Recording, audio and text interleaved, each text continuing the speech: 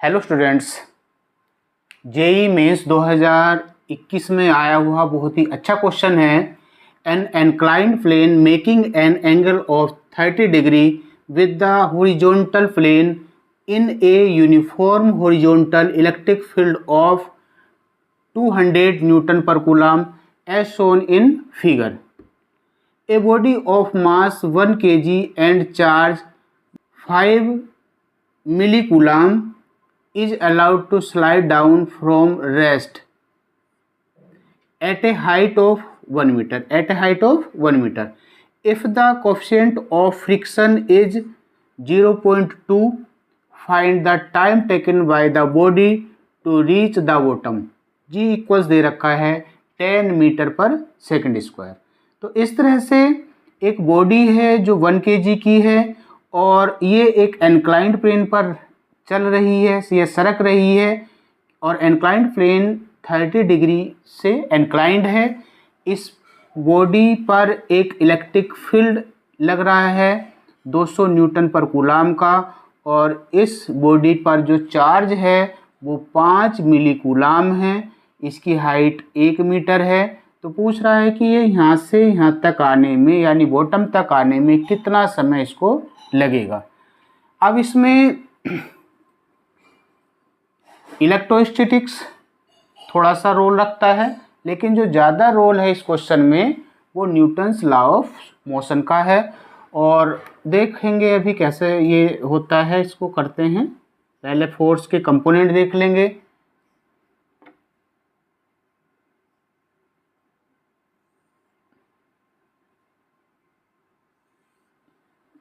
ये inclined plane है, कितने का है ये, थीटा मान लिया इसको, ये है 30 डिग्री का। इस पर एक बॉडी रखी है,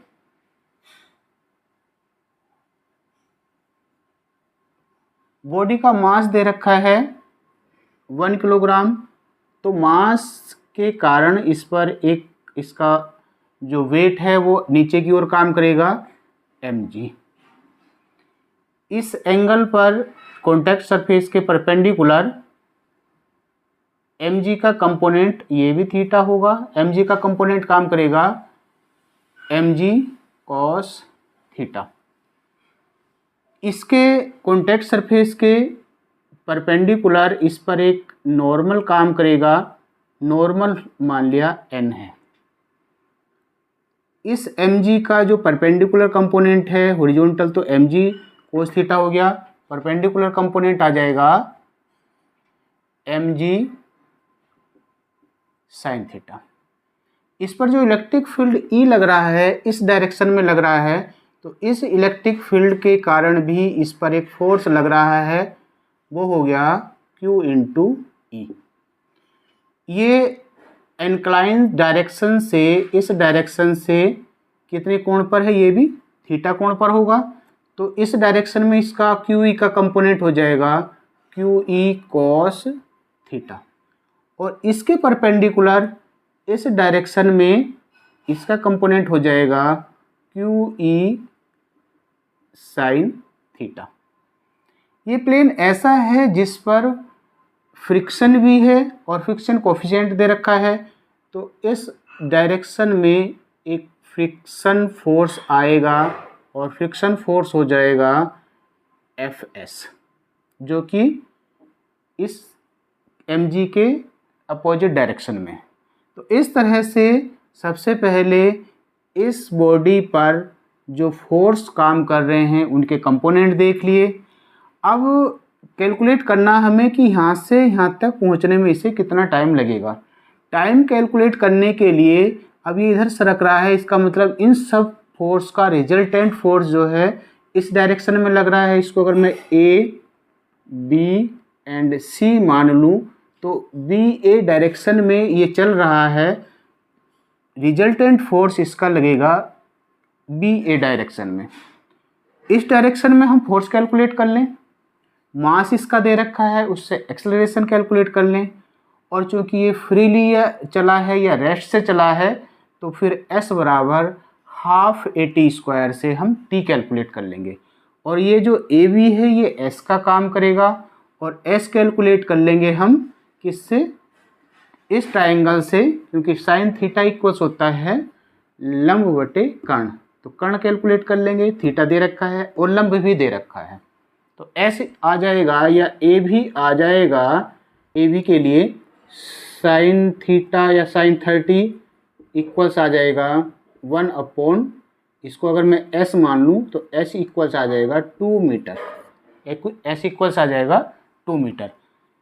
तो स्टार्ट करते हैं। सपोज कर रहे हैं कि इस डायरेक्शन में जो नेट फोर्स लग रहा है वो एफ है, तो एफ इक्वल्स आ जाएगा mg sine theta minus mu N, क्योंकि जो एफएस होता है म्यू इंटू एन के, म्यू एन के इक्वल्स होता है फ्रिक्शन फोर्स, तो mu N minus q E cos theta, m g sine theta इस डायरेक्शन में मूव कर रहा है, इस डायरेक्शन में, इसलिए इसको यहाँ लेंगे, और अपोजिट डायरेक्शन में दो फोर्स काम कर रहे हैं, क्यू ई कोस थीटा और एफ एस की वैल्यू रख दी हमने म्यू एन, एन इक्वल्स हो जाएगा, एन की डायरेक्शन में काम कर रहे हैं m g cos theta, q E sine theta, तो दोनों के टोटल के इक्वल हो जाएगा एन, तो इसको लिख सकते हैं m g sine 30 minus mu, और एन की वैल्यू आ जाएगी m g cos 30 plus q E sine 30 minus q E cos 30, ये वैल्यू रखी। अब इन सभी की वैल्यू रख देंगे, m की वैल्यू है 1 kg, तो 1 इंटू जी की वैल्यू है 10, साइन 30 की वैल्यू है 1/2 माइनस म्यू की वैल्यू दे रखी है 0.2, m की वैल्यू है 1, जी की वैल्यू 10, कोस थीटा की वैल्यू हो गई √3/2 प्लस क्यू की वैल्यू दे रखी है 5 मिली कूलाम, तो 10⁻³ कूलाम में चेंज कर लेंगे, इंटू 200 इंटू साइन 30 की वैल्यू हाफ, माइनस क्यू की वैल्यू है 5 इंटू 10⁻³ इंटू ई की वैल्यू है 200, कोस 30 की वैल्यू हो जाएगी √3/2,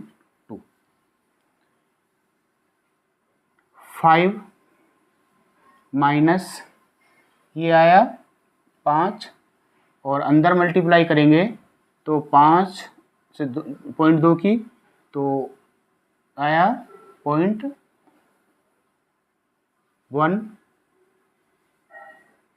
√3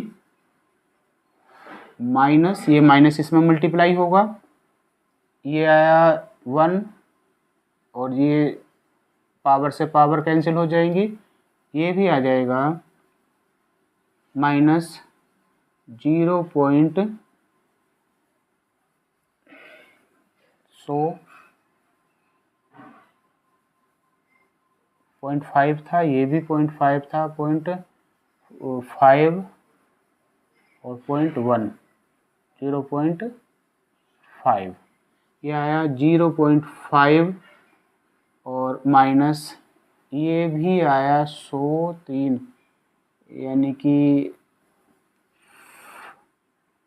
5√3, और ये बना था 5.5√3। √3 की वैल्यू रखेंगे, √3 की वैल्यू होती है 1.732, ये वैल्यू रखने के बाद इसको सोल्व कर लेंगे, और f की वैल्यू हमारे पास आ जाएगी 2.3 न्यूटन, तो f इक्वल्स आया 2.3 न्यूटन। अब f इक्वल्स होता है ma के, इससे a इक्वल्स आ जाएगा F/m, f की वैल्यू आई हमारे पास 2.3, m की वैल्यू है 1, तो ए इक्वल्स आया 1 मीटर पर सेकंड स्क्वायर। तो इतने एक्सेलरेशन से ये बॉडी नीचे की ओर क्या कर रही है, मूव कर रही है। ये डिस्टेंस कैलकुलेट कर ली थी, कितनी आई थी, 2 मीटर। तो s equals half A T square से, टी स्क्वायर इक्वल्स आ जाएगा 2s अपॉन ए। तो t इक्वल्स आ जाएगा अंडर रूट 2 इंटू 2 अपॉन 2.3। ये आ जाएगा t इक्वल्स अंडर रूट 1.693 और t इक्वल्स आ जाएगा 1.3। इस तरह से इसका जो आंसर बनेगा वो बन जाएगा 1.3 सेकंड। तो इसमें मेन बात ये थी कि सबसे पहले बॉडी पर कितने फोर्स लग रहे हैं वो कंपोनेंट देख लेंगे। बॉडी मूव किधर कर रही है उस डायरेक्शन में रिजल्टेंट फोर्स बनेगा, जो कि बाद में बन जाएगा F इक्वल्स एम ए के। बॉडी का मास दे रखा है, उससे हम क्या कैलकुलेट कर लेंगे, एक्सेलरेशन कैलकुलेट कर लेंगे। एक्सेलरेशन कैलकुलेट करने के बाद कंसेप्ट लगा देंगे कि वो किससे चला है, रेस्ट से। और ये वाली उसने डिस्टेंस कवर की है, बी ए उसने डिस्टेंस कवर की है। ये डिस्टेंस हम इस ट्रायंगल से निकाल लेंगे साइन थीटा लगा करके। साइन थीटा इक्वल्स होता है लंब बटे कर्ण। तो इससे हमने ये डिस्टेंस कैलकुलेट कर ली और फिर फॉर्मूला लगा देंगे s बराबर हाफ ए टी स्क्वायर। तो t इक्वल्स आ जाएगा 1.3 सेकेंड। अगर वीडियो अच्छी लग रही है तो वीडियो को ज़्यादा से ज़्यादा शेयर कीजिए, चैनल को सब्सक्राइब कीजिए। Thank you.